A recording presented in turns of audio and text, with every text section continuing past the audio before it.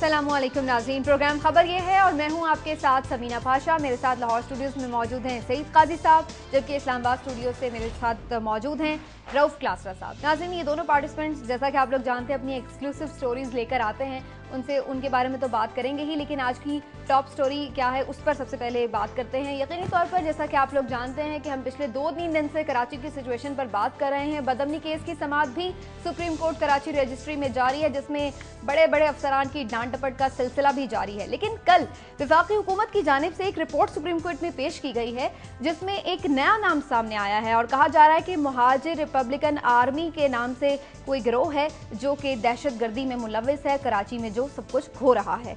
ये गिरोह या ये तंजीम कौन सी है, इसके कितने अरकान हैं, इसकी फंडिंग कौन करता है, इसके सरबराह कौन है, ये किस तरीके से ऑपरेशनल है, इस बारे में किसी को कुछ मालूम नहीं। सिर्फ एक नाम दे दिया गया, एक बॉडी के बारे में बता दिया गया है कि ये जिम्मेदार है। आज इसके हवाले से बात करेंगे कि ये सारा क्या मामला है, अब क्या किसी नए शख्स के ऊपर या किसी नई तंजीम के ऊपर सारा मामला डाल दिया गया है, और फिर साथ ही साथ कुछ सियासी जमातों के किरदार पर भी बात करेंगे कि अभी कल एक छोटा मोटा ऑपरेशन हुआ, कुछ गिरफ्तारियां अमल में आई, तो उसके बाद फिर एहतजाज क्यों बुलंद होना शुरू हो गया कि हमारे खिलाफ कार्रवाई होगी, हमारे खिलाफ कार्रवाई हो गई। तो फिर सियासी जमातें क्या किरदार अदा करेंगी आने वाले दिनों में, अगर वाकई टारगेटेड ऑपरेशन जिसका जिक्र किया गया वज़ीर दाखिला की जानिब से वो शुरू होता है, तो इस पर भी नाज़रीन खासतौर पर बात करेंगे। तो आज हमारा जो मेन फोकस है वो कराची के हवाले से ही रहेगा, इस पर बात शुरू करेंगे। लेकिन पहले जानते हैं सईद काजी साहब के पास आज हमारे लिए क्या स्टोरीज हैं। जी काजी साहब।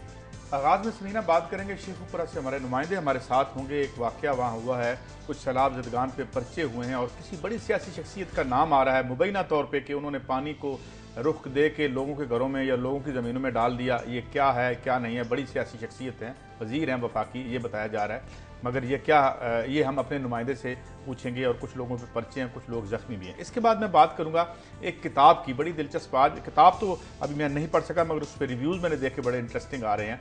वर्ल्ड बैंक के 2 इकोनॉमिस्ट हैं, एक गजाला मंसूरी हैं कराची से और एक वहिंद्रा राव हैं।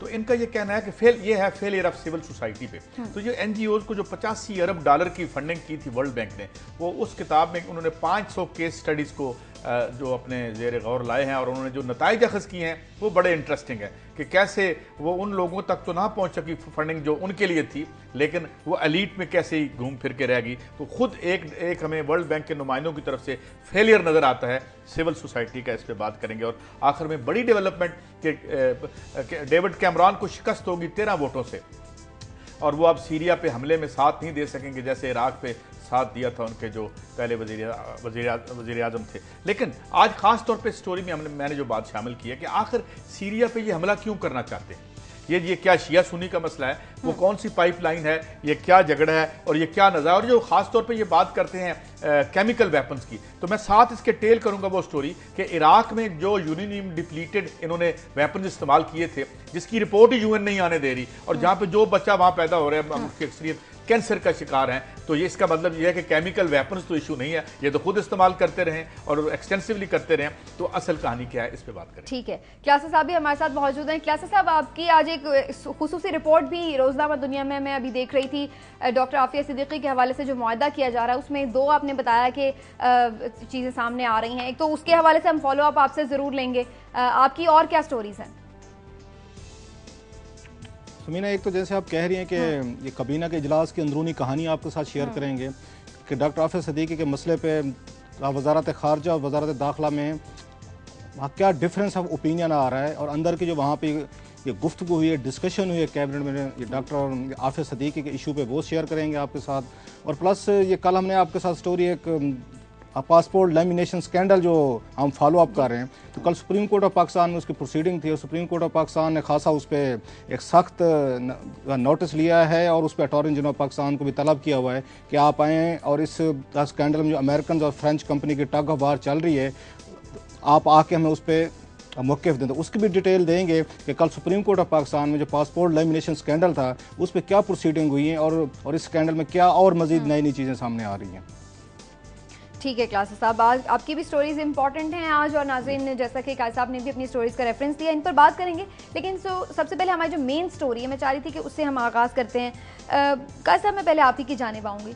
ये महाजिर रिपब्लिकन आर्मी का एक नया शोशा छोड़ दिया गया है, ये क्या कोई नया इसलिए छोड़ा गया कि इसके ऊपर बस मुद्दा डाल के खुद बरी से देखें ना, वो जिस तरह फैज कहते हैं कोई अच्छा सा रख लो अपने वीराने का नाम, तो किसी ने रख लिया होगा। इससे पहले वो उधर उधर उधर भी रिपब्लिकन आर्मी जमे बलोचिस्तान में भी नजर आती हैं। लेकिन इन नामों के देखें, ये आप जो मर्जी, एक तो उन्होंने बताया नहीं, या कम से कम रिपोर्ट नहीं हुआ। वो रिपोर्ट शायद आज हो जाए, भाई वो किसके, इस जिस तरह आप कह रही हैं कि ये कौन सा आउटफिट है, इसके पीछे कौन है कौन नहीं है, इससे बादियों नजर में अगर ये कंफ्यूजन क्लियर करना बहुत जरूरी है। उसकी वजह यह है कि अब जब वैसे तो जो अब MQM है वो अब मुत्तहिदा कौमी मूवमेंट के नाम से है, और वो एक अब बात करती है कि जी पूरे मुल्क में अब वो सियासत, उसका नेटवर्क भी है, जोर उसका बहरहाल कराची में ही है। तो ये उनकी जिम्मेदारी है कि हमें ये बताएं, और हमें इधर उधर मेरे ख्याल में नाम वाम का कोई चक्कर नहीं है, जिस तरह हम पहले अर्ज कर रहे हैं। और हाँ, ये बात जो आपने पोलिटिकल पार्टीज कह रही हैं जी कि हम इत्तफाक राय हम ने कर लिया है और इस पर हम बड़ा कंसेंसस है, और हम खास तौर पे जो मैं आज पढ़ रहा था कि जी जो पॉलिटिकल पार्टीज के भेस में या वर्कर्स के भेस में लोग आ जाते हैं, ये भेस की मुझे बात समझ नहीं आती। ये रिश्ते कट पाट करने पड़ेंगे आपको, वो भी पॉलिटिकल पार्टीज है, क्योंकि किसी को भी नहीं बख्शा। सुप्रीम कोर्ट ने भी कहा है कि सबके जो है वो बीच नाते हैं, और खुद जो है जो हमारे वजीर दाखिला हैं वो भी कल कह चुके हैं। तो जब तक आप इस सीरियसली कोई एक्शन नहीं लेते तो इन नामों नोमों से कोई फर्क नहीं पड़ता। ये जो है ये हमें ये ना हो कि हमें कोई और कहानी सुना दी जाए, तो वहां पे अब से पूछते हैं क्लासेस साहब, आपको क्या लगता है कि ये कोई नई डायरेक्शन है या फिर बात वही है, बस वो कहते हैं ना कि लेबल चेंज कर दिया गया है? ये समीना, मैं कल से मैं मुख्तलिफ मीडियाज पे ये रिपोर्ट्स देख रहा हूँ, और मुझे समझ नहीं आ रही हम ये टर्म क्यों यूज़ कर रहे हैं कि हम जब बात, और आपने भी वो बात की कि एक नया शोशा छोड़ दिया गया है। ये शोशा कोई अगर काजी साहब अपनी खबर लेके आते हैं, कुछ मैं कोई बैठ के ये स्टोरी ब्रेक करता या आप कुछ इस पे कहती हैं, तो मैं समझ सकता था कि शोशा है। भाई ये फेडरल हुकूमत का एक बहुत बड़ी हुकूमत है जो उसने ये बयान जमा करवाया सुप्रीम कोर्ट ऑफ पाकिस्तान में, और हमारा मीडिया इस पे ये मुसलसल इस पे हम ये टिकर चला रहे हैं और खबर चला रहे हैं कि ये शोशा छोड़ा गया। ये शोशा नहीं है। अगर फेडरल हुकूमत आपकी बहुत बड़ी रिस्पॉन्सिबल हुकूमत है, अगर वो ये जवाब सुप्रीम कोर्ट ऑफ पाकिस्तान में अटॉर्नी जनरल ऑफ ये पाकिस्तान के जरिए जमा करवा रही है और हम उसका मजाक उड़ा रहे हैं, हम उसको शोशा समझ रहे हैं, और यही काम हमने वहाँ पे 71 में किया था मक्ती बहनी के साथ रिलेटेड। हम कहते हैं ये शोशा है जी, मक्ती बहनी देखें। सेम हमने बलोच ये लिबरेशन आर्मी का जब कंसेप्ट सामने आया था, हमने उस वक्त भी इसको मजाक में लिया था हमारे मीडिया ने, वो देखें जिन्होंने शोशा छोड़ दिया। इस पे बैठ के आपको उनसे उल्टा जवाबात मांगने चाहिए, एविडेंसेस देखने चाहिए कि अगर फेडरल हुकूमत ने बात की है, जो कि की है और सुप्रीम कोर्ट में जमा करवाया, कोई आम फोरम भी नहीं है, दो रियासत के बड़े इंस्टीट्यूशंस हैं, वहां पे ये बात हुई है, बाकायदा लिख के कहा गया है, और हमारा मीडिया मुसलसल एक ही बात कर रहा है। कल से मैं देख रहा हूं कि ये शोशा छोड़ा गया है। पहले तो इसको अगर आप संजीदगी से लेना चाहते हैं इस मसले को, कराची को, तो इन इश्यूज को सीरियस लेना होगा। ये मजाक करने के बजाय जो हमारे मीडिया की आदत बन चुकी है कि हर बात को कहें ये क्योंकि जो बात मुझे पसंद नहीं है कि मैं कह दूंगा, शोशा है जो काजी साहब को पसंद नहीं है कि वो कह देंगे या आप कह देंगे या कोई और कह देगा। सीरियसली जो उसके डिफरेंट एस्पेक्ट सामने आते हैं इसको सीरियसली ले।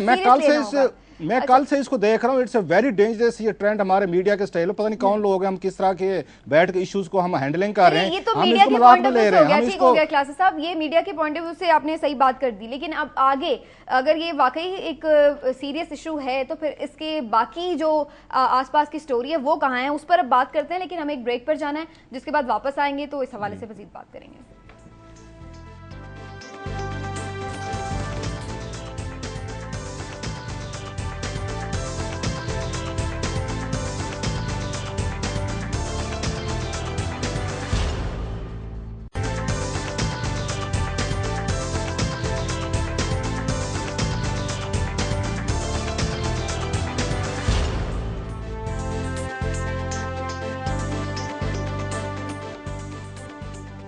वेलकम बैक नाजरीन। तो जिस तरह से क्लासेस साहब ये कह रहे हैं कि महाजिर रिपब्लिकन आर्मी का नाम अगर रिपोर्ट में लिया गया है तो इसको सीरियस लेना चाहिए। सीरियस हम ले लेते हैं काजी साहब, लेकिन कुछ इसके ताने बाने भी तो पता हो कि कौन सी फोर्स है, कहां पर काम करेगी, कैसे काम करेगी। No major disagreement with classes साहब, बिल्कुल ठीक है, हमें सीरियसली तो लेना है। और ये बात ठीक है उनकी कि जी वो जो जब अटॉर्नी जनरल गए हैं तो मगर बात यह है कि मेरी तो जो एक राय है वो ये है कि ये जितनी रिपब्लिकन आर्मीज हैं ना, ये माल तोड़ रिपब्लिकन आर्मीज हैं हर जगह पे, और कभी हमें नेशनलिज्म के नाम पे ये एक्सप्लॉइट करते हैं, कभी हमें रिलीजन के नाम पे एक्सप्लॉइट करते हैं। आज जब मैं बाद में आऊंगा कि सीरिया में जो शिया सुन्नी मसला बनाया हुआ है वहां पे क्या कैफियत है, तो मुझे ये लगता है कि without giving in to conspiracy theories, अगर है तो उठा के सामने लाएं। हम तो सच जानना चाहते हैं, हमारे हुक्मरानों ने हमें सच कभी बताया कब, हमें कहानी हमें सुना देते हैं। सच कैसे आगे बढ़े ना। अच्छा, अब ये देखिए, देखें मुझे बताएं, जरदारी साहब का केस गया वहां पे अदालत में गया, क्या हुआ, किधर गया जो पैसे आ रहे हैं, पैसे जा रहे हैं, पैसे आ रहे हैं, स्विट्जरलैंड से खत आ रहा है, स्विट्जरलैंड में खत जा रहा है, जीरो टाइम फिश। उसके बाद कितनी और बातें सामने आई, और किधर गया वो जो था कमीशन, वो हमारे जो हुसैन हक्कानी साहब का कमीशन, व्हाट हैपेंड। पिछले 5 सालों में despite all the serious efforts by the court, क्या कोई नतीजा हमारे लिए निकला? नहीं निकला। तो हम जब ये कहते हैं बात तो इसलिए नहीं कहते, मैं क्लासा साहब से एग्री करता हूं कि ये है तो उसको आए बताएं हमें, लेकिन इस पे हमें ये बताते कब? ये भी सामने आई है ना कि इसी सुप्रीम कोर्ट में इसी समाअत के दौरान डीजी रेंजर्स फिर अपना वही मौक़िफ़ दोहरा रहे थे जो उन्होंने 2 साल पहले भी दोहराया था कि सारी जो सियासी जमातें हैं उनके मुसल्ला विंग्स जो हैं वो दहशतगर्दी में मुलव्विस हैं। उन्होंने अभी परसों भी ये बात कही थी। कल जो हुकूमत ने रिपोर्ट पेश की है उन्होंने महाजर रिपब्लिकन आर्मी का नाम लिया है। तो अब ये दो ऐसा तो नहीं है क्लासेस साहब की दो मुख्तलिफ बातें हैं जो कि तजादात हैं सामने आ रहे हैं? ये समीना, जैसे आपने कहा कल में हमारा ये उसके एनुअल उसका 1 साल पूरा हो रहा है रोज़नामा दुनिया का, तो मुझे वहाँ से उन्होंने कहा, नज़ीर नाजी साहब का भी और आमिर खाकवानी साहब का मुझे फ़ोन है कि आप कि 1 साल में पिछले कुछ स्टोरीज़ की हैं, मैं उस पर अपना एक रिव्यू लिख के दे दो। कल मैं अपनी पुरानी फाइल देख रहा था पूरे 1 साल की खबरों की, स्कैंडल्स की, जो भी था। मैं बड़ा हैरान हुआ। किसी वक्त हम ये स्क्रीन पे भी दिखाएंगे जो बात आपने की है, उसमें मेरा ख्याल 26 अक्टूबर या 26 नवंबर के, पूरी डेट मुझे याद नहीं है, ये ब्रीफिंग दी थी इन्हीं मेजर जनरल रिजवान ने इनको सेनेट की standing committee on human rights को कराची में 1 साल पहले की बात कह रहा हूँ, जिसमें मुशाहिद हुसैन साहब भी थे, रजा रबानी भी थे, फरोतला बाबर भी थे और बड़े बड़े लोग थे। उन्होंने वहाँ पे इंकशाफ किया था और मेरे हाथ मिनट्स चढ़ गए थे, जो मैंने मिनट्स की बुनियाद पर वो खबर फाइल की थी 1 साल पहले, अक्टूबर की बता रहा हूँ, जिसमें ये मेजर जनरल ने यही बात की थी, उन्होंने डीजी रेंजर्स ने, कि जनाब यहाँ पे हर पार्टी के पास यहाँ पे दहशतगर्द हैं, अस्करी विंग्स हैं, उनको डिसमेंटल करना पड़ेगा। 1 साल बाद वही बात वो दोबारा सुप्रीम कोर्ट ऑफ पाकिस्तान में जाकर रिपीट कर रहे हैं। इससे क्या आपको लेसन मिलते हैं? लेसन ये मिलते हैं कि किसी स्टेज पे रियासत किसी अहम मामले को सीरियस लेती नहीं है। अब तक अगर ये डीजी रेंजर्स वहाँ ब्रीफिंग दे रहा था और जब उस पर रजा रब्बानी साहब जो है उस पर रजा रब्बानी साहब नाराज हो गए मीटिंग में, ये बकायदा मिनट्स में भी है और वहाँ पे सोर्सेज से बात हुई, उन्होंने कहा आप इल्ज़ाम लगा रहे हैं बेचारी ये सियासी जमातों पे कि इनके पास दहशतगर्द हैं। तो मेजर जनरल रिजवान के बकौल जो उसमें मिनट्स में ये रिकॉर्डेड है, उन्होंने कहा सर आप मुझसे ये कहें कि अगर मैं इल्ज़ाम लगा रहा हूँ क्या मेरे पास सबूत हैं? आप मुझसे सबूत मांगे, मैं सबूत देने को तैयार हूँ। इसके बाद 1 साल में तो डिसमेंटल हो जाना चाहिए था पूरे का पूरा नेटवर्क। ये कोई मतलब कोई माउंटेनियस एरियाज नहीं है, ये कोई आप किसी कोई ये समंदर में लड़ाई नहीं हो रही या किसी ये पहाड़ों पे या डेजर्ट में वो आपको नहीं छुपे हुए, ये छुपे हुए, ये सेटल्ड एरियाज हैं। 1 साल बाद भी वही बात डीजी रेंजर वहाँ पे कह रहे हैं। इससे साबित हुआ कि रियासत आपकी संजीदा नहीं है। आज ही मैं उनका पढ़ा था, जरदारी साहब का बयान पढ़ा था कि कराची में अगर फौज के हवाले किया तो बहुत बड़ी ज्यादती हो जाएगी और इलेक्टेड नुमाइंदों को होते हुए तो बिल्कुल नहीं होना चाहिए। और भाई मेरे, आपकी जो हुकूमत रही है 5 सालों में, आपने ये डिलीवर करके दिया है। आपने एक जगह अगर पहले एमक्यूएम पे इल्जामात लगते थे कि उनके पास इस तरह के कोई या लोग हैं जो वहाँ पे एक्टिविटीज जो इन्वॉल्व हैं, अब लियारी का एक नया वहाँ पे सेंटर बन गया है। एमक्यूएम वहाँ पे बहुत बड़ी अगर फोर्स थी, ताकत के जरिए मसाइल हल करती थी। अब पता चलता है कि एमक्यूएम बहुत पीछे चली गई है और कुछ ग्रुप्स आ गए जिन्होंने आके एमक्यूएम को बीट कर दिया, ओवर पावर कर लिया। और ये बाकी छोड़े, एमक्यूएम अब खुद कह रही है रिफ्यूज लेने के लिए कि फौज को बुलाया जाए, हालांकि पहले जब ये दूसरे ग्रुप थे वो कहते थे फौज को बुलाया जाए। मुझे एक सवाल का जवाब दे मुझे। पाकिस्तान के आइन में कल मैं और क्लियरली और भी पढ़ के होगा, मगर मुझे ख्याल है ये बात मौजूद है, किसी पॉलिटिकल पार्टी को कोई आर्म विंग तो नहीं रख सकती, उसको तो बैन करना चाहिए 1973 के कॉन्स्टिट्यूशन के मुताबिक। अगर ये है किसी के पास है तो उनको बैन करके फारिग है, इतनी जान आप में, और फिर क्या अपने आप को बैन करेंगे आप?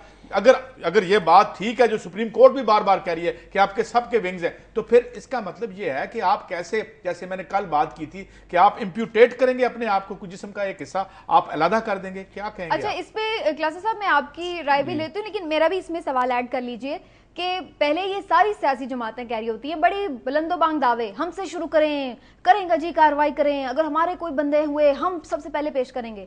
अभी गिरफ्तारियां शुरू भी नहीं होती, कुछ नाम सामने आते हैं तो सबसे पहले शोर भी हर एक से मचना शुरू कर देता है, हमारे खिलाफ शुरू हो गया जी, हमारे खिलाफ शुरू हो गया। हर कोई अपने जो है वो रोना शुरू कर देता है। तो इस तरीके से जब होगा तो फिर कैसे काम बढ़ेगा? फिर ये तो तजादात हैं दोनों सियासी जमातों के दोनों मौक़िफ़ में। ये बिल्कुल, ये काजी साहब का सवाल भी जेन्युइन और आपने सही कमेंट किया है कि एक, मैं यही कह रहा था कि यहाँ पे पहले एक स्टेज पे यही एमक्यूएम होती थी, सबसे ज़्यादा रोला डालती थी और हमें ये 92 का बताते थे कि हमारे साथ ज्यादतियाँ की हैं, फौज आई थी। फिर 96 का बताते थे कि कैसे पीपल्स पार्टी दौर में इन्होंने एक कोऑर्डिनेशन ये करके ऑपरेशन, जॉइंट ऑपरेशन किया था, इनके खिलाफ बहुत सारे इनके लोग मारे गए थे, जिसमें यकीन कुछ बेगुनाह भी होंगे, मारे गए थे। हमेशा इन्होंने रजिस्ट किया है और यहाँ पे ANP जो थी उनको हमने सेनेट में भी और कौमी असम्बली में बड़ी बड़ी तकरीरें करता है, उन्हें सुना था वो एमक्यूएम के खिलाफ आगे फौजी ऑपरेशन चाहते थे। आज एमक्यूएम है, आज वो उनके खिलाफ फौजी ऑपरेशन चाह रही, जिससे लगता है जो मैंने बात पहले की कि कराची अब एमक्यूएम के हाथ से निकल गया। अगर पॉलिटिकली तौर पे था तो वहां पे मेरा ख्याल डेंट डाला इमरान खान ने डाला है। जो मुहाजिरों की नई नस्ल है, पढ़ी लिखी नस्ल है, वो शायद वायलेंस से, इस तशद्दुद से, हॉस्टेज से वो तंग आ चुकी थी। उन्होंने जाके इवन उनके गढ़ थे जो एमक्यूएम के, वहां से उन्होंने जाके हजारों की तादाद में वोट लिए, जहां पे उनके वो भी नहीं थे, उनके पोलिंग एजेंट भी नहीं थे। अगर पॉलिटिकली तौर पर वो डेंट उनको पड़ने वाला है, मेरा ख्याल पड़ रहा है। अगर वहां पे अगर इसका मुकाबला लड़ाई झगड़े का मुकाबला था तो वो अब ये बात क्लियर हो गई कि एमक्यूएम को पता चल गया कि हम इसमें ये लड़ाई में अगर वहां पे एक टफ वार चल रही है, हम बीट नहीं कर सकते। वो अब फौज की मदद चाहते हैं, अब आप हैं इनको क्लीन करें। असल बात वही है जो आके यहाँ पे करनी पड़ेगी। लेकिन हुकूमत जो काम कर रही है मेरी समझ से बालातर है। अगर एक साल से, जैसे काजी साहब ने बड़ी खूबसूरत बात की, आपको पता है DG रेंजर्स ये कह रहा है कि मेरे पास सबूत हैं, मैं आपको देने को तैयार हूं कौन कौन है, फिर उस पॉलिटिकल पार्टी को बैन करना चाहिए। अगर वो पॉलिटिकल पार्टी उनकी गिरफ्तारियों पे, ऑपरेशन पे आगे रेजिस्ट करती है, फिर उसके खिलाफ कार्रवाई होनी चाहिए। आप सबको मनाने की कोशिश कर रहे हैं, एक तमाशा, एक यहाँ पे थिएटर ऑफ वसी पैमाने पर राय पैदा करने की कोशिश कर रहे हैं, जो कि आपकी बात को सेकंड कर रहा हूं, इस पे इत्तेफाक राय नहीं पैदा कर सकते। आपकी बात को सेकंड कर रहा हूं, 10 गैंगस्टर हैं। जब आप रिएक्शनरी फोर्सेस को आप स्पॉन्सर करते हैं, they always hit you back. हमने स्पॉन्सर किया, अमेरिका ने स्पॉन्सर किया था ना इनको, ये अलकायदा को बनाया था, अब उसको उस पे आ रही है। अब ये फ्रैंकनस्टाइन बन गया है। अब मुझे ये लगता है कि आर्मी को कहते हैं आओ अब हमें इससे हमारी जान छुड़ाओ भाई, ये तो सब कुछ ले बैठेगा। तो अब जब आप पॉलिटिकल प्रोसेस को फैलाते नहीं है, सियासत को मस्बत अंदाज में उस्तवार नहीं करते, बत्ते की तरफ चल पड़ते हैं हम, तो फिर ज़ाहिर है ये खतरा। अच्छा, एक कॉलर हमारे साथ हैं आसिम कराची से, उनसे बात करते हैं और फिर आगे बढ़ेंगे। जी आसिम, क्या कहना चाहते हैं आप? मोहतरमा पहले दुरुस्त करा दूं आपको, मेरा नाम आसिफ जमील है, आसिम नहीं है। Okay please. अच्छा, मेरा सर सवाल है जनाब कलासरा साहब से और काजी साहब से जी कि सर हम तमाम मसलतों से उठकर उनको बालाए ताक में रखकर जब तक ये ruthless operation across the board नहीं होगा, यहाँ के हालात ठीक नहीं हो सकते। दूसरी बात, इससे पहले का एक प्रोग्राम में मैंने कलासरा साहब से बात की थी कि एहतसाब जब तक नहीं होगा जुल्म के खिलाफ, और जिसमें कलासरा जी को वो रोटी वाले चक्कर में हजरत उमर की मिसाल दे दी थी। सर वो रोटी वाले चोर को पकड़ने के लिए नहीं कहा था, हाथ काटने के लिए। वो जो 82 अरब के चोर हैं, जो अरबों डॉलर के चोर हैं, उनके हाथों पे गोलियां मारे, पैरों पे गोलियां मारे, एहतसाब करेंगे सर तो ये माशरा तब्दील हो जाएगा, ये कराची भी तब्दील हो जाएगा। और इंसान बनाने को, इंसान की जब तक बनाने की मेहनत होती रहेगी, ठीक, यानी आप कहते हैं कड़ा एहतसाब हो तो फिर जुर्म को रोका जा सकता है। शुक्रिया आपका आसिफ साहब। मेरा ख्याल है क्लास साहब, जैसे कि कॉलर ने बात की, वही बात है कि क्रॉस द बोर्ड अगर आप कार्रवाई करते हैं तो उससे जो है सवाल में एक चीज प्रश्न रहेगी, वो ये कि who will bell the cat करेगा कौन? जी जी क्लास साहब, बिल्कुल यही सवाल में काजी साहब अगर मुझे थोड़ी सी इजाजत है, मैं आपकी स्पेस लेना चाह रहा हूँ। ये बड़ी खूबसूरत बात है, क्रॉस द बोर्ड बड़ी खूबसूरत ये टर्म है, बड़ा रोमांस है इसमें, बड़ा अच्छा लगता है क्रॉस द बोर्ड के। काजी साहब को भी पकड़ लो, रऊफ को, समीना साहब को पकड़ लो और इनका हिसाब से फाइन, ये अच्छा लगता है, मतलब है ऑन पे। और असल में क्या हो रहा है, मैं कौन हिसाब करेगा यहाँ? इस मुल्क के सदर पे केसेज हैं, अभी आप देखेंगे 8 सितंबर के बाद 11 मुकदमात है, बड़े क्रिमिनल नेचर के हैं, और सदर जरदारी साहब पे खुलने वाले हैं। इसके बाद इस मुल्क के वजीर आजम साहब हैं, उन पे नैब पे केसेस पड़े हुए हैं। इनका मुल्क का जो इस वक्त आपका अपोजिशन लीडर है, ये अपने खुर्शीद शाह साहब, इन पे कराची में नैब में इन पे 30 करोड़ बोर्ड पे वहां पे मुकदमा दर्ज है कि आपके जो मीन्स हैं आपकी इनकम से ज्यादा हैं। ये सिर्फ 3 नाम बता रहा हूँ, बड़े नाम बता रहा हूँ, जिनका ये काम है कि वो जाए एक्शन लें। इसमें एक्शन कौन लेगा जब टॉप के लोग हैं? अब चेयरमैन नैब कौन बना रहे हैं? जो बार बार हम रोते हैं, चेयरमैन नैब वो बना रहे हैं जिन पे नैब ने मुकदमा दर्ज कर रखे हैं, वो कंसल्टेशन कर रहे हैं। ये अक्रॉस द बोर्ड, हम जिसका बड़ा रोमांस है हमें अक्रॉस द बोर्ड होना चाहिए, ये नहीं होगा। ये कराची की सिचुएशन भी काजी साहब आप देख लेंगे, एक पार्टी के बंदे पकड़े जाते हैं, वो रोला डाल देते हैं, ये जमहूरियत को इस्तेमाल कर रहे हैं यहाँ पे, वो जहाँ रोला डाल देते हैं पूरा उनका वॉकआउट हो जाएगा, वो पूरे का पूरा वहाँ पे वो कहते हैं मछली बाजार टाइप बन जाएगा, तकरीरें होंगी कौमी असम्बली में, और उसके बाद फिर दूसरी पार्टी पे होगा वो रोला डाल देगी। ये कंसेंसस के जरिए मसला पाकिस्तान का ना दहशतगर्दी से हल हुआ है। 12 साल में हमने 50,000 बंदा मरवा दिया, अभी तक हमारा कंसेंसस चल रहा है और हम बनाने की कोशिश कर रहे हैं। अब कराची में हजारों बंदे वहां मारे गए, अब उस पर कंसेंसस की बात करते हैं। ये इनकेपेबल रूलिंग एलीट है, ये कुछ नहीं कर सकेगी। सही है, ठीक है। मेरा नहीं ख्याल है इत्तेफाक से काम होगा, ठीक है, इनसे इत्तेफाक नहीं हो सकेगा, होना भी नहीं चाहिए। आपको जाके एडमिनिस्ट्रेटिव कोई और ही पॉलिटिकल स्ट्रक्चर रियासत को इस्तेमाल करना। हमारे कॉलर कह रहे थे ना, तो वो जो सजाएं कोई अगर आके देगा, जो उनको जिनको सजाएं देनी चाहिए, जो मुस्तहिक हैं, वो शायद यहाँ से ना हो, शायद बियॉन्ड दिस रूलिंग एलीट के बियॉन्ड ही कोई ऐसी सुबह हो जो हमारी मुंतज़िर हो। चलिए देखते हैं क्या होता है। बातें दावे तो सामने आ रहे हैं। नाज़रीन, इसी पॉइंट पर हम एक ब्रेक लेंगे, जब वापस आएंगे तो फिर जो दीगर अहम स्टोरीज हैं उसके हवाले से बात करेंगे। आप हमारे साथ रहिए।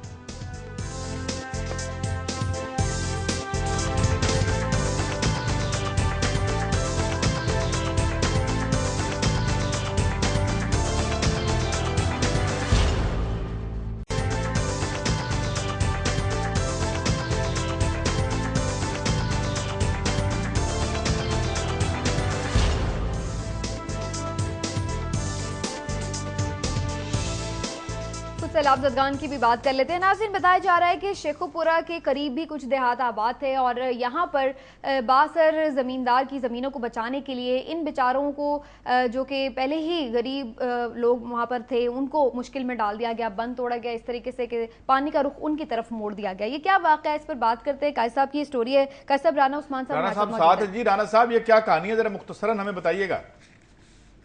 काजी साहब, सैलाब ने जहाँ पे पूरे पाकिस्तान को मुतासर किया है, वहाँ पे शेखुपुरा की 3 तहसीलें, मुरीद के, फिरोजवाला और शरदपुर के देहात जो है वो भी, उनकी हजारों एकड़ जो है राजी वो जेर आबाद है। शरदपुर में ये हल्का है वफाकी वज़ीर दिफाई पैदावार राना तनवीर हुसैन का NA 132।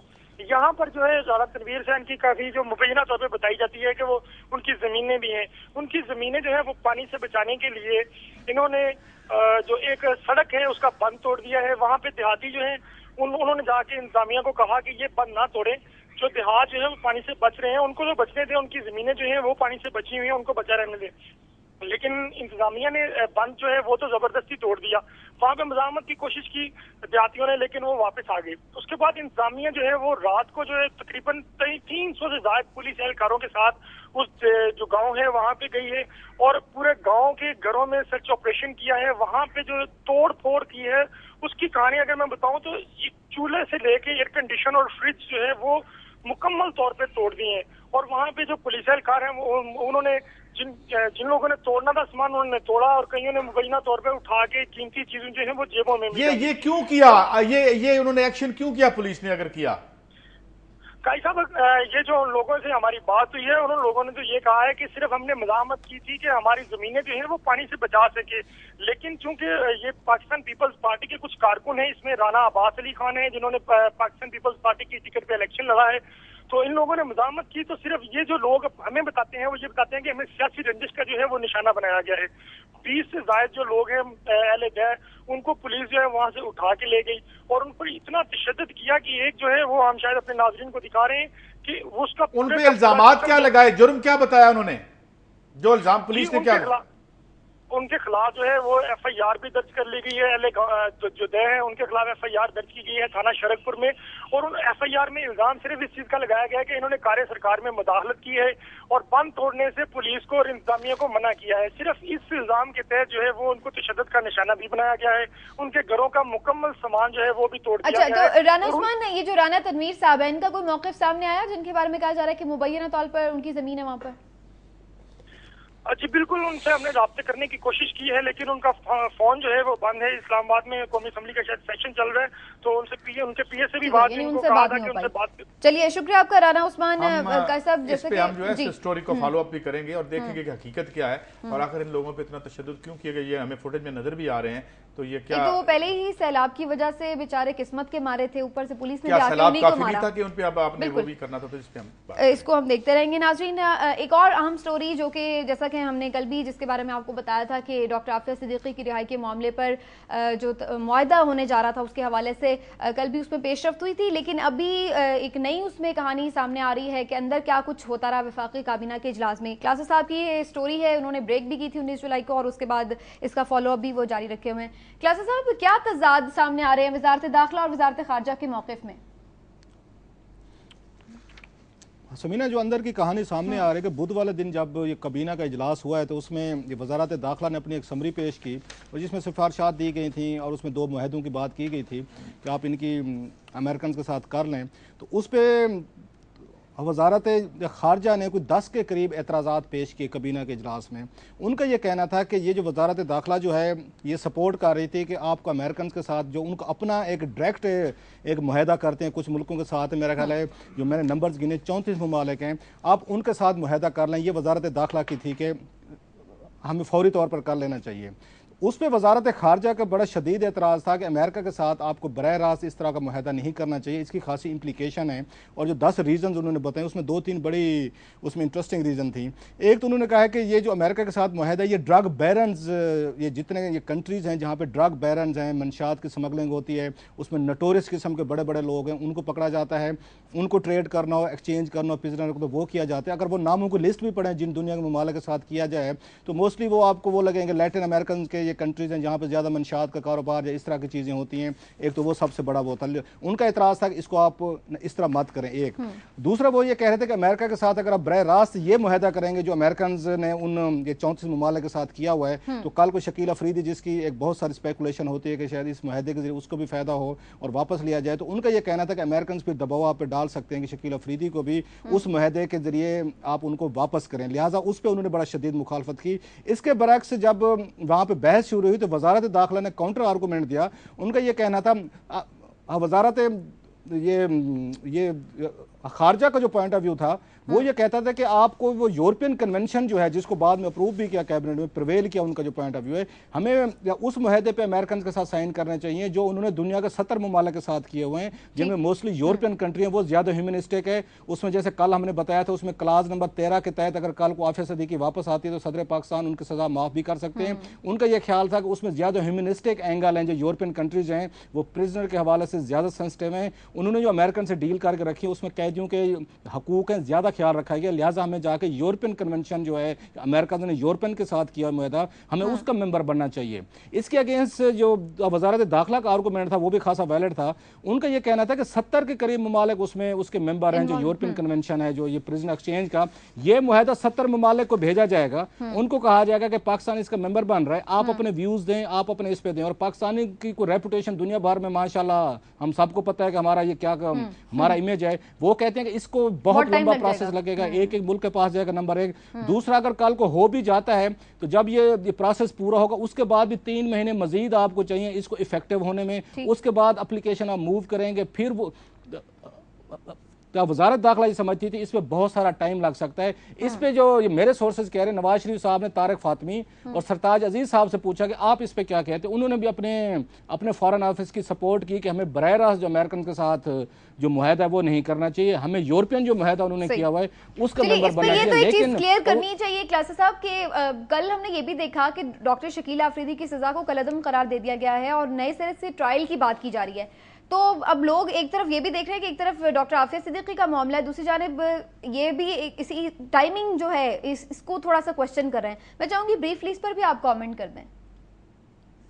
टाइमिंग मेरा ख्याल है उसमें कोइंसिडेंस हो सकते हैं, इत्तफाकात हो सकते हैं, मुझे नहीं लगता कि इसका कोई ताल्लुक है। काजी साहब से भी मेरा ख्याल है इस पे बेहतर बात कर सकते हैं। लेकिन एक बात बड़ी इंपॉर्टेंट है, उस वक्त भी अच्छा पाकिस्तान के लोग ये समझ रहे हैं कि शायद डॉक्टर शकील अफरीदी का जो ट्रायल किया गया था वो उसामा बिन लादेन की जो इन्फॉर्मेशन दी थी उस पर किया गया था। ये तो पहले गलत फहमी लोगों को ये हटानी चाहिए। मीडिया में भी मैं बहुत सारी रिपोर्ट देख रहा था, हम भी सुनी सुनी बातें लिख देते हैं, लीडें बना लेते हैं। उनका ट्रायल इस पर नहीं किया गया था कि उन्होंने उसामा बिन लादेन को ट्रेस करने में हेल्प की थी। उनका ट्रायल किया गया था कि इनके मिलिटेंट्स के साथ राब्ते हैं, ये लोगों को बताने की जरूरत है कि उसामा बिन लादेन का चार्ज नहीं है उन पे कि उन्होंने उसामा बिन लादेन को करवाया था, उन पे चार्ज था, इनके मिलिटेंट्स के साथ राब्ते हैं, उस पे उनको ट्रायल किया गया था। सही।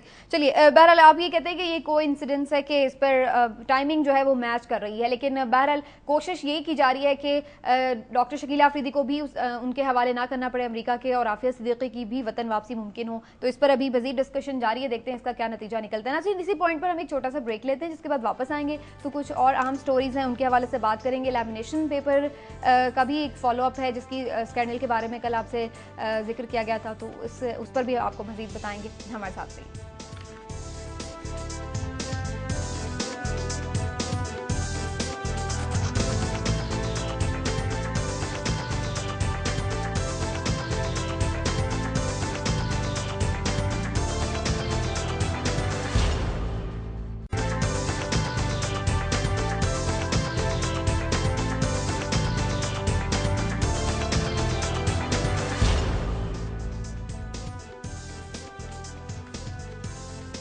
वेलकम बैक नाज़रीन। तो जैसा कि लैमिनेशन स्कैंडल के बारे में हम बता रहे थे आपको, इसके हवाले से कुछ फॉलोअप स्टोरी है। क्लासेस साहब के पास चलते हैं, उनसे बात करते हैं। क्लासेस साहब, जुबैर कुरैशी साहब भी हमारे साथ लाइन पर इस वक्त मौजूद हैं, हमारे नुमाइंदे, और आप लैमिनेशन पेपर के हवाले से क्या इसमें नई डेवलपमेंट हुई है?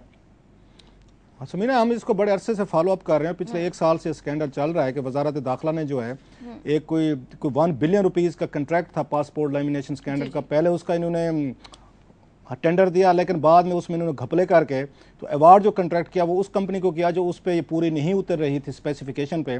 और एक जिस कंपनी को दिया गया था वो अमेरिकन कंपनी थी, उसके मुकाबले में जिसने बिड को चैलेंज किया है और बहुत बड़े संजीदा उन्होंने अगर संगीन इल्ज़ामात लगाए थे वजारत दाखिला के उस पूरे प्रोसेस पे, तो वो फ्रेंच कंपनी है। तो अब फ्रेंच कंपनी ने जाके पहले हाई कोर्ट इस्लामाबाद में उन्होंने उसको चैलेंज किया था। अब सुप्रीम कोर्ट ऑफ पाकिस्तान में कल वो केस लगाए और कल उस पर खासी इंपॉर्टेंट उस पर डिबेट भी हुई है, उस पर डेवलपमेंट भी हुई है, और कल उन्हें बड़ा खासा नोटिस लिया गया है सुप्रीम कोर्ट ऑफ पाकिस्तान में। तो हमारे जो रिपोर्टर हैं ये जुबैर कुरैशी साहब बड़े ज़बरदस्त रिपोर्टर, कोर्ट की बड़ी अच्छी रिपोर्टिंग करते हैं, तो इनसे हमने रिक्वेस्ट की थी कि ज़रा आके हमें अपडेट करेंगे कल सुप्रीम कोर्ट ऑफ पाकिस्तान में क्या हुआ है और इस स्कैंडल से रिलेटेड क्या नई चीज़ें बताइएगा। जुबैर, आप हमारे साथ हैं? जी सर।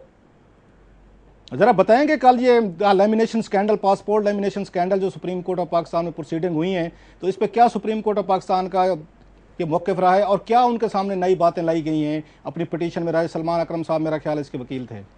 जी सर, इसमें जो है एक फ्रांसीसी कंपनी है, उसका नाम है रिलायंस इंटरनेशनल। उसने चैलेंज किया है पासपोर्ट पे टेंडर देने के अमल को, और उसमें उन्होंने ये कहा है कि ये जिस कंपनी को इन्होंने दिया है ठेका, वो कंपनी एक गैर मारूफी कंपनी है और उसको जो है सिर्फ इस बुनियाद पर ठेका दिया गया है कि वो गुज़िश्ता 8 साल से जो है पासपोर्ट पेपर फराहम कर रही है।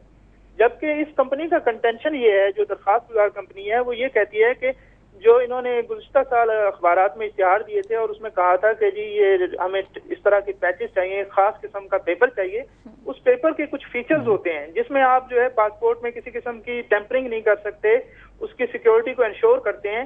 तो वो सब फीचर जो है वो इस दरखास्त गुजार कंपनी ने अपने उसमें शामिल किए थे बोली में, जबकि जो पहले से पेपर फराहम कर रही है कंपनी, उसमें इस तरह का कोई फीचर भी नहीं था। और इस चीज की सलमान अकरम राजा साहब जो इस कंपनी के वकील हैं, सीनियर वकील हैं सुप्रीम कोर्ट के, उन्होंने डेमोन्स्ट्रेशन भी दी थी इस्लामाबाद हाई कोर्ट में, और उन्होंने दिखाया था कि वो थोड़ी सी लाइट कम करने और ज्यादा करने से उसके पैचेस में रंग तब्दील हो जाता है और वो किसी किस्म की सिक्योरिटी लैब्स के जुमरे में नहीं आती।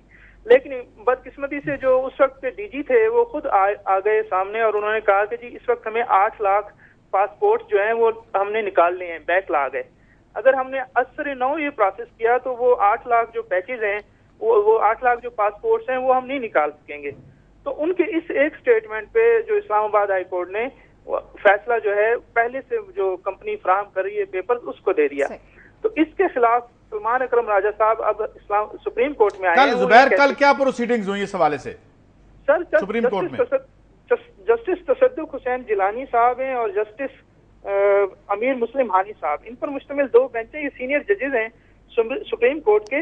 इन्होंने बड़ी हैरत का इजहार किया। इन्होंने कहा कि उस वक्त इस्लामाबाद हाई कोर्ट में जो सरकारी वकील था उसने क्या कहा, तो वो कहते हैं जी कि उन्होंने ये कहा कि चूंकि डीजी साहब ने खुद ये बात कही है कि इन्होंने पासपोर्ट निकालने हैं और इस तरह पेपरा रूल्स की भी कोई खिलाफ वर्जी नहीं हुई, तो जबकि दरखास्त गुजार कंपनी के जो वकील थे वो उन्होंने बताया कि हफ्ते वाले रोज इन्होंने दरखास्त गुजार कंपनी को फोन करके कहा, ईमेल के जरिए कहा कि आप इतवार को आ जाएं और आके अपना बोली में हिस्सा लें। इतवार वाले दिन तो हफ्ते और इतवार वाले दिन तो आमतौर पर इंटरनेशनल जो कंपनियां हैं वो छुट्टी पे होती हैं। तो उन्होंने ये कहा कि जी कि हम कैसे आ सकते हैं, तो 26 को फिर ये जो है आप ये चलिए आप ये इसको कहाँ आप इसके पुट ऑफ किस हमारा क्या वक्त तारीख बहुत है कम रह गया। मैं चाह रही थी कि थोड़ा सा हम इस पे मैं क्लास साहब आपका कमेंट भी लेना चाह रही थी। जैसे कि उन्होंने बताया, ये तो बड़ी इंपॉर्टेंट बात है कि सिक्योरिटी को भी खतरात लाक हो जाते हैं इस तरह की नाअहलियों की वजह से। समीना, होगा क्या जो हम सीरियस नहीं ले रहे मेरा ख्याल, और जिस तरह के फैसले सामने आ रहे हैं इट्स वेरी अनफॉर्चुनेट, और वजारत दाखिला भी न इसको नहीं देख रही, ना अदालत मेरा ख्याल जहाँ पे गए थे पहले। आप जब कल को पासपोर्ट लेके जाएंगे इंटरनेशनल एयरपोर्ट्स पे, आपके इस पासपोर्ट को एंटरटेन नहीं किया जाएगा, क्योंकि उसमें भी प्रॉपर सिक्योरिटी के जो आपके रिक्वायरमेंट्स हैं मशीन रीडेबल पासपोर्ट के लिए वो मौजूद नहीं है। ये बाकायदा सुप्रीम कोर्ट को बताया गया, इस पिटीशन में लिखा गया, फ्रेंच कंपनी ने कहा कि आप अपने मुल्क की अपनी सिक्योरिटी को कंप्रोमाइज कर रहे हैं और दहशतगर्द इससे फायदा उठा सकते हैं। इस तरह के घटिया ये मटेरियल से वो खुद पासपोर्ट बना लेंगे। लेमिनेशन पेपर बहुत बड़ा इंपॉर्टेंट होता है, आपको अपने सिक्योरिटी फीचर इतने स्ट्रांग स्ट्रिक्ट रखने चाहिए कि दहशतगर्द उसको बैठ के फेक ना बना सके। इवन देन ये कॉन्ट्रैक्ट दिया गया है। चलिए देखते हैं इस पे अब मजीद इस पे क्या होता है, क्योंकि सख्त नोटिस लिया है। आखिरी 2-3 मिनट है हमारे पास, आपकी चॉइस है कि आप जिस पर चाहे दोनों पे बात करूंगा। दो स्टोरीज है मेरी और मैं दोनों इसको लपेट दूंगा इसमें। एक तो वर्ल्ड बैंक की दो हैं ऑफिशियल्स हैं, इकोनॉमिस्ट हैं, उन्होंने गजाला मंसूर और महेंद्र राव ने एक किताब लिखी है जिसमें उसने कहा है कि जितने 85 अरब डॉलर की जो इन्वेस्टमेंट की है एनजीओज के हवाले से और नॉन गवर्नमेंटल ऑर्गेनाइजेशंस के ज़िमन में वर्ल्ड बैंक ने, तो 500 प्रोजेक्ट्स की उन्होंने स्टडी की है। 500 प्रोजेक्ट्स की स्टडी में उन्होंने कहा है कि जो उनका एम था वो नहीं हुआ और उनके फेलियर्स हुए। और फेलियर्स क्यों हुए कि वो जितने पैसे थे बजाय वो उन लोगों तक पहुंचते जो गरीबों तक जाते, वो उन्हीं प्रोजेक्ट्स वो जो एलीट है उस तक रह गए और कहानी जो है आगे ना बढ़ सकी। तो अब ये अगर वर्ल्ड बैंक की तरफ से ये बात आ रही है तो आज हम फिर उसी की पॉलिसियों पे अमल करके जो 71 हमारी है स्टेट ओन्ड ऑर्गेनाइजेशन, वो कह रहे हैं स्टेट का जो रोल हमने खत्म किया है उससे मसला हल नहीं हुआ, और स्टेट अगर ये गुर्बत और इन मसलों को टेकअप करेगी तो ये हल होंगे। तो चुनाचे एक फेलियर नजर आया। और ये जब बात वर्ल्ड बैंक की तरफ से आए जो खुद ये 1980s में जिन्होंने ये एनजीओ का जो शोर होगा किया था, तो ये मेरे ख्याल में इंपॉर्टेंट है। इस पर हम आगे भी बात करेंगे लेकिन वक्त कम है, मगर मैं एक स्टोरी आज मिस नहीं करना चाहता, और वो ये कि हाउस ऑफ कॉमन्स में जो है सीरिया पे अटैक में शिकस्त हो गई है डेविड कैमरॉन को 13 वोटों से। उसकी अपनी जो पार्टी है उसने भी उसके खिलाफ वोट दे दिए, कम से कम 30 लोगों ने बगावत की है। मगर सवाल ये है कि इराक में वो कह रहे हैं जी कि केमिकल वेपन्स वो इस्तेमाल कर रहे हैं। बात यह है कि जो इराक में केमिकल वेपन्स इस्तेमाल किए उस पर अक़वाम मुत्तहिदा वो रिपोर्ट्स ही बाहर नहीं निकाल रही, जो बच्चे कैंसर ज़्यादा वहाँ पे पैदा हो रहे हैं। पिछले दिनों हमने यहाँ स्टोरी की थी, तो इसका मतलब ये है कि वहाँ पे मसला जो है वो केमिकल वेपन्स का नहीं है, मसला ये है कि एक पाइपलाइन का इशू है, एक नई पाइपलाइन का इशू है, और वहाँ पे एक प्लाइंट गवर्नमेंट चाहिए उनको, ऐसी इराक में गवर्नमेंट चाहिए कि जो रिलायंस है उनकी खलीज फारस पे वो खत्म हो जाए और यहाँ से तुर्की और यहाँ से जो एक पाइपलाइन बना के वो यूरोप में ले जाएं, क्योंकि इधर सेंट्रल एशिया में भी जो डिविंडल कर रहे हैं वहाँ। तो मैं इसलिए मैंने स्टोरी को लिया कि ये इनका कोई इशू ह्यूमन राइट्स नहीं है। ह्यूमन राइट्स तो जो उन्होंने यहाँ पे बम मारे उधर इराक में वो हमारे सामने है। तो ये जो हमारा अब इसको हम जोड़ते हैं अपने यहाँ, हम ये शिया सुन्नी मसला ये इनकी लड़ाई पाइपलाइनों की होती है, इनकी लड़ाई मिनरल्स की होती है, हमें ये नेशनल क्वेश्चन में उलझा देते हैं। हमें ये कहते हैं जी ये शिया सुन्नी की लड़ाई हो रही है, और हम ये इधर से बहुत लोग मिल जाते हैं जिनसे हमें फंड्स मिलते हैं और पैसे मिलते हैं, और फिर हम ये तो ये मैं वक्त कम था, इसमें मैं और भी बात कर सकता था, लेकिन ये जो हाउस ऑफ कॉमन्स बड़ी एक शिकस्त हुई है डेविड कैमरॉन को, उसकी वजह यह है कि वहां पे कल मुजाहरा पाकिस्तान भी कह रहा है कि हम भी हिमायत नहीं करेंगे शाम पर, कोई शरीफ आदमी इसकी हिमायत नहीं करेगा। लेकिन इसमें जाते जाते मैं एक और बात कर दूं, क्लासा साहब एक गुनाह से वो बच गए हैं किबला जो हैं डेविड कैमरॉन साहब। तो मुझे एक लतीफ़ा याद आ गया कि एक साहब चोरी की गरज से निकले तो ताला बड़ा कम्प्लेक्स था, उनसे खुला नहीं, खोलने की बड़ी कोशिश करते रहे, तो फिर आखिर में कहते हैं अल्लाह का शुक्र है